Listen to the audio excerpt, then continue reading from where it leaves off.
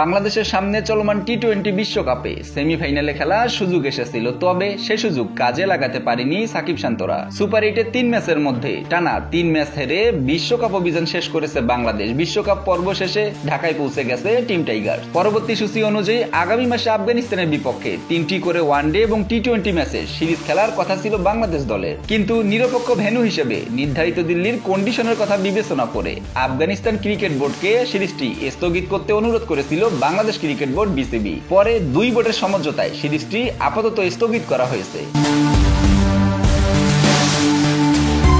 Afghanistan series স্থগিত হওয়ায় বিদেশি লিগ খেলতে চুক্তিবদ্ধ খেলোয়াড়দের এনসিও দেবে বিসিবি। এ সময় কানাডা এবং শ্রীলঙ্কায় ফ্র্যাঞ্চাইজি লিগ অনুষ্ঠিত হবে। বিসিবি বেশ কয়েকজন ক্রিকেটারকে এনসিও দিয়েছে। আগামী 1 জুলাই থেকে শুরু হবে এলপিএল এর 5ম আসর। লঙ্কা প্রিমিয়ার লিগে ডাম্বুলা সিক্সার্স দলে আছেন মুস্তাফিজুর রহমান এবং তৌহিদ হৃদয়। কলম্বো স্ট্রাইকার্স দলে রয়েছেন তাসকিন আহমেদ। এরপর 25 জুলাই শুরু হবে কানাডার গ্লোবাল টি-20 লিগ। এই লিগে বাংলা টাইগার্সের হয়ে খেলবেন সাকিব আল হাসান এবং শরীফুল ইসলাম।